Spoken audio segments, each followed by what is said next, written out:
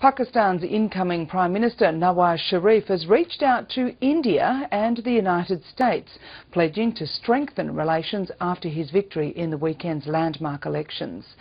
Mr Sharif is poised to win an absolute majority, but voting irregularities mean that not everyone in Pakistan is convinced about the result.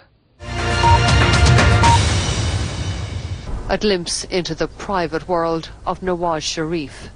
Peacocks strutting around his manicured estate, stuffed animals keeping watch on the lawn, and big game in the hallway of the leader who took the lion's share of this weekend's vote. We were invited in for a chat with Pakistan's new leader, but professional cameras and microphones were kept out. The former two-time Prime Minister, ousted twice, has returned preaching consensus. He reached out to India, Pakistan's old enemy, saying the mistrust between the nuclear neighbours must be tackled. And he told the BBC that he would help Western troops depart from Afghanistan. American troops are being withdrawn in 2014. We will extend full support to them. And we will see that everything goes well, smoothly. Pursued by questions, he invited us to lunch and ended the grilling. He didn't want to be drawn on some issues, like fighting militants. If confirmed as Prime Minister for a third time, Sharif faces some major challenges at home. He says the rise in militancy and terrorism is top of his list of priorities. He has to understand that this is an existential threat for himself, his party, and for Pakistan. It is not just Nawaz Sharif, you see. We'll have to have all the stakeholders sitting on the table, discuss the matter with them openly, candidly, and very frankly, and arrive at a policy and a strategy that is workable. The economy is also struggling. Pakistan's public finances are a mess. Sharif, as steel magnate, is a friend of business, and his likely victory has already boosted Pakistan's stock market to a record high Monday. Sharif wants to improve relations with arch-enemy India. He says he had a long chat with Indian Prime Minister Manmohan Singh Sunday, but he faces a complex regional and international picture.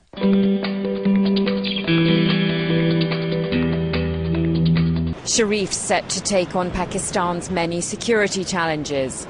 Local media reports that around 190 people were killed in militant attacks on election day and during the bloody campaign that led up to it. There have also been several allegations of election fraud. Pakistani television has been broadcasting this amateur video, which purports to show ballot stuffing by voters in Karachi.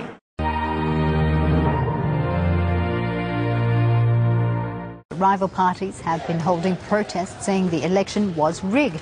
In Lahore, supporters of Imran Khan's Movement for Justice party rallied at a market square. They're calling for a rerun in some of the constituencies.